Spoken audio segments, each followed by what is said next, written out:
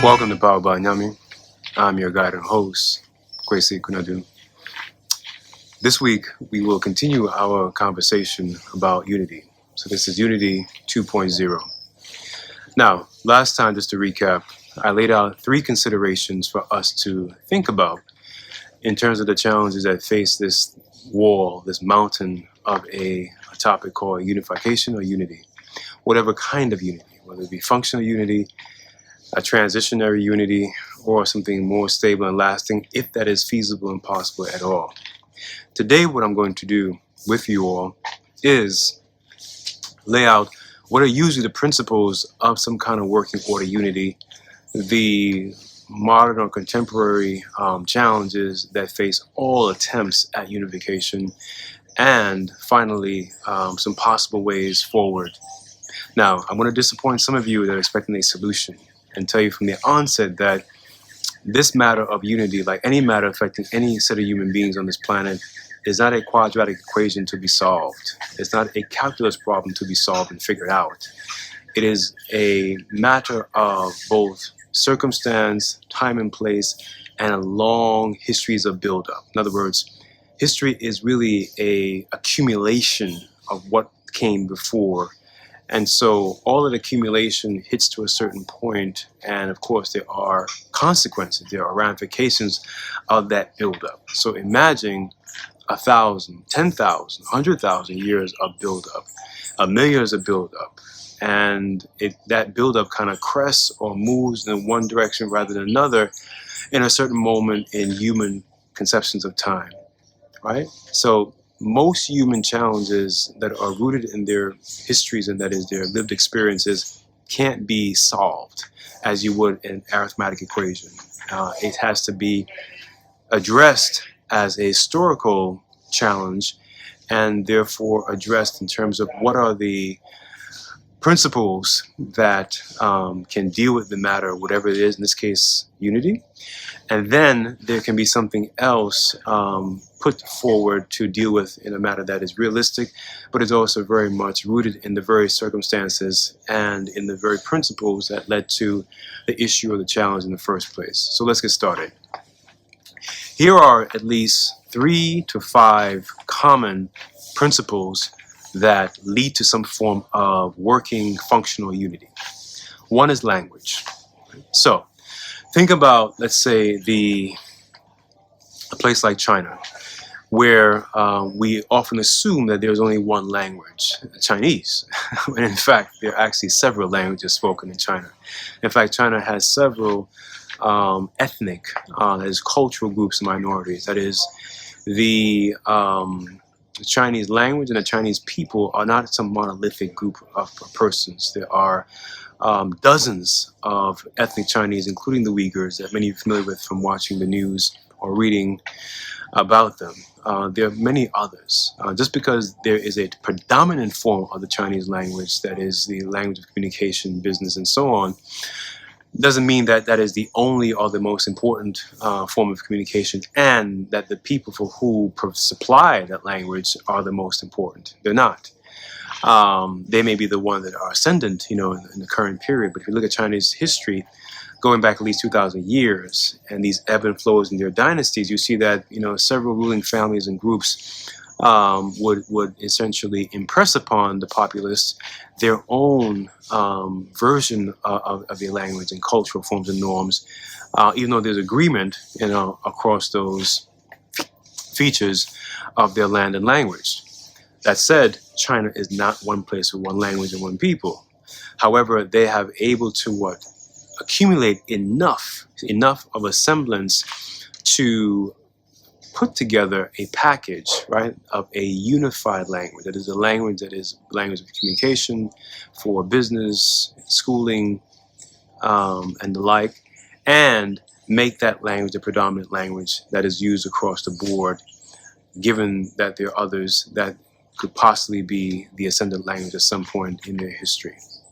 So language is usually one common factor that is a essential but not sufficient, criteria for unification.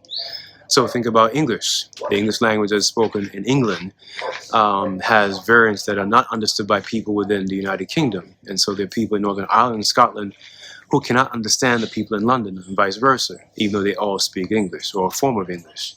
And the same is true across the English-speaking world. And so language can often be, again, an essential but not a sufficient principle in unity, but language is definitely a driver and in many ways can be a unifier. Now, when it comes to people of African ancestry, clearly there is no common African language.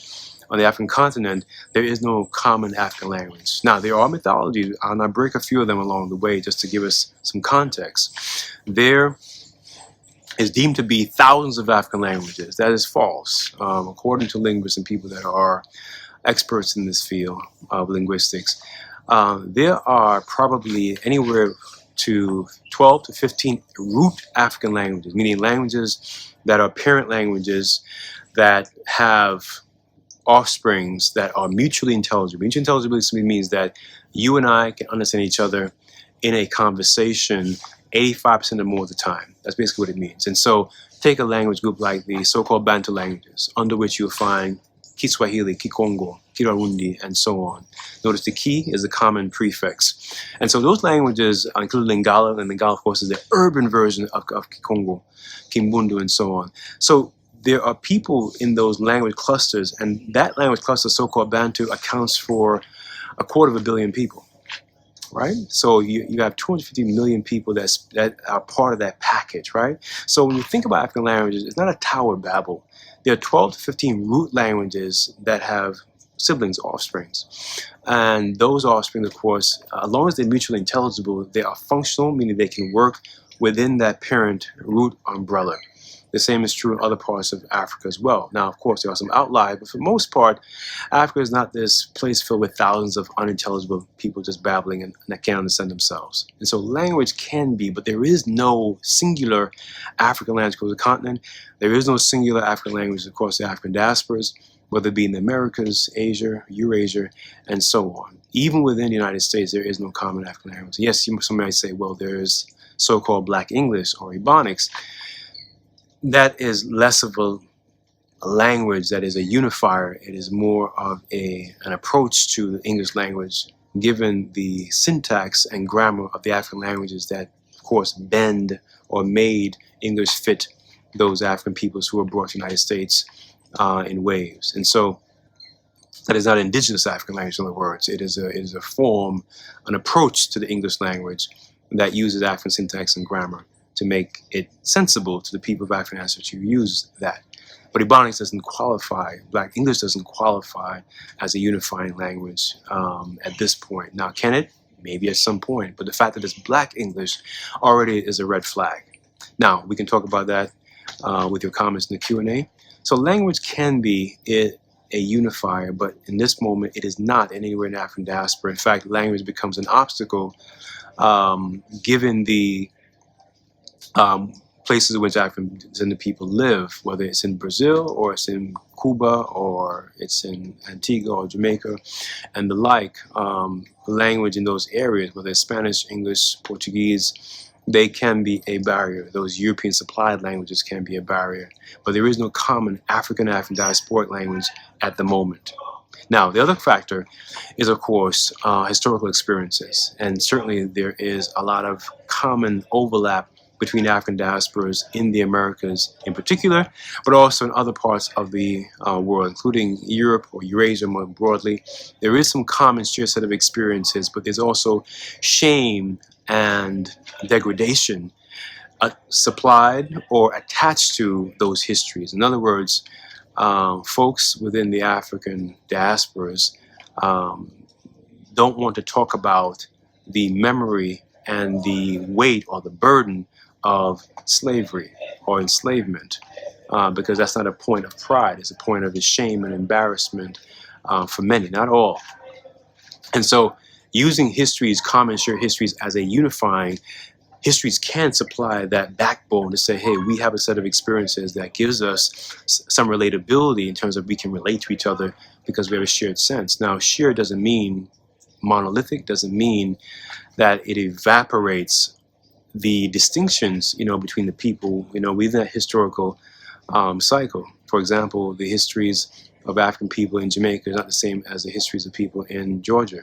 The same is true for people in Brooklyn, New York, and the same as the histories in Ghana, West Africa.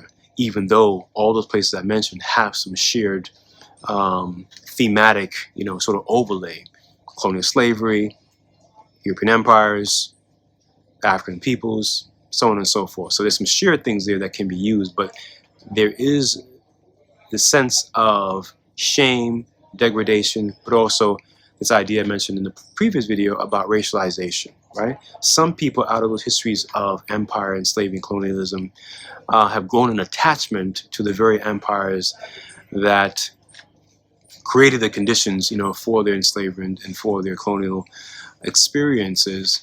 And so that attachment often means a certain, a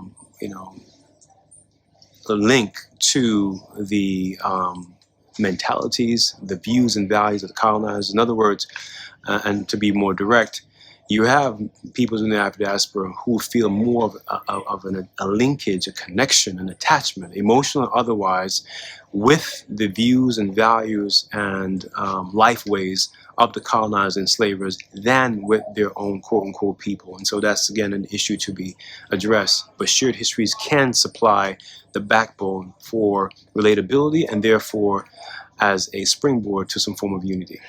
The other factor or principle that comes into play in any form of unity is politics. That is, there has to be a political framework. And so think about the European Union, and there's also the African Union. Both are failures. The African Union is a failure because it was a compromise that came out of the Organization of African Unity, and that compromise between the different colonial, post-colonial groups that essentially supplied one very crucial principle in their organization, which was non-interference, meaning that an African nation or government could not interfere in the politics of a neighboring or another African country. And the problem with that is that, let's say the neighbor is torturing or destroying or killing their people, that neighboring or those neighboring countries cannot interfere into the internal politics of that neighboring country because of the non-interference clause. And so what it did, rather than empower, it actually hindered the ability of African states to hold accountable each other and therefore supply a platform for functional unity. So the OAU, or Organization of African Unity, is a failure on that count, and many others, but that count alone. The EU, the European Union, has failed. Look at Brexit. The idea that Britain, whose economy is probably second or on par, well, was at least on par with Germany. I think Germany is probably a bit higher. But the idea is that Britain could leave the EU, and other countries, in fact, are thinking about doing the same, and or the EU are looking at inviting or not inviting certain countries. Turkey, for example, shows that this attempt at a unified currency, at a unified trade bloc, and therefore economic zone, has not panned out as expected so far. So based upon its own expectation, the EU is failing. And so there has to be a political framework, a political structure of some sort. It doesn't have to be physical, but at least conceptual, where people can have a sense of what is the mechanism that will facilitate my wants and needs, that will able to address the clothing, shelter, medical, and health concerns that I have as a community, right? That's what politics involves. Who gets what, when, where, why, and how. That's essentially what politics is. So there has to be a political framework. And right now, given the chatter about Pan-Africanism, there is no Pan-African political structure in place across the African world, in particular African diasporas, or even in the communities themselves that claim to be Pan-Africanists or nationalists. There isn't a common or shared language, articles of confederation. There is no blueprint, though some have been offered, for example, Reverend Amos Wilson, but there is none really that's viable, functioning, working at the moment, and it's unlikely that there will be one. And so political framework is under consideration. But even if that one was in place. Again, look at the example of the European Union, look at the example of the Organization of African Unity, now the African Union, other examples across the world in terms of regional and largely continental unities, and you find that it is many pitfalls to it. So a political consideration, a principle is there. The fourth, now I'll leave us there with the fourth one. The fourth one is cultural. There has to be some cultural connecting tissues that link people together. Meaning, by culture, I don't mean simply song and dance. I mean that there has to be some shared cultural forms and norms, value system, for example, ideas about the divine and where that fits into people's daily functional lives. There has to be some matters of cosmology, how people see themselves, their place within the universe and broader the cosmos. There has to be some consideration about the next generations, at least 3 generations that come after the present one. So there has to be some cultural norms and forms that essentially act as the adhesive or glue that will bind the people together, despite geography, despite where people may live, how they may live, and whom they may live with or among. There has to be some cultural norms and forms that acts as the glue, or acts as the adhesive that connects people in the ways that human beings relate to each other. So culture here referring to, there has to be some cosmological shared ideas about cosmology. Again, not singular or simply monolithic, but shared, meaning that there's some basic sense that we agree on, right? So we agree on that there's a supreme being, or there's a creative force, or there's a God, or there's a divine, right? Take, for example, the ideology of Marcus Garvey, the notion of one nation, one God, one people. And so there has to be some sense of sharedness, some cosmology, some shared principle, value system, right? The place of elders, the place of parents vis-a-vis their children, raising children, disciplining them, life ways, male-female relationships, conflict resolution, right? Culture deals with those matters. Cultural norms and forms deal with those matters. At least they try to. So culture for me is the fourth and final principle that leads to some form of unity. Now, some may call a black culture, or even African diasporic cultures, plural, but there is no shared sense of culture across the African world, African diaspora. Even within particular diaspora, there is, they're cultural forms, but they're not acknowledged as unifying factors. So, for example, we may go to Carnival, we may go to festivals, we may enjoy the parades, we may go to African dance and drumming, we may even take African dance and drumming classes and be a part of those, but those don't act as unifiers. They're more moments, of celebration, but they're not ongoing day-to-day unifiers or connectors that people can lean on as a supplier of a value system that answers questions of cosmology, answers questions of spiritual culture, and so on and so forth, right? Now, given that these 4, language, culture, political framework, right, and of course shared histories, that there are pieces and fragments from all 4 of those principles that can be put together. So my argument here is that even though there hasn't been a unified African world, a unified African diaspora, it doesn't mean that they can't be one, right?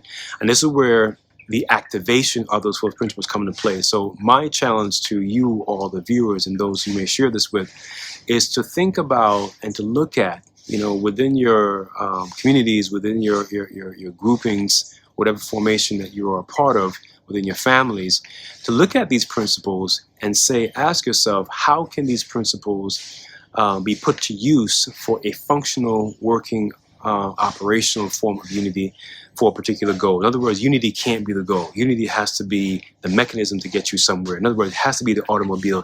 It can't be the automobile and the road. It has to be the automobile. It has to be the vehicle to get us somewhere. So 2 things we're going to think about broadly is, what is the goal, or what are the goals, more broadly speaking? And then how can a functional, operational form of unity get the people that are concerned to that or those goals? Now, I look forward to hearing from you all in the comment section, email, or other forms of communication. But please drop your questions and comments in the comment section below, and or topics for next time that we reconvene. For Powered by Nyame, I've been your guide and host. Take care, stay well. Till next time.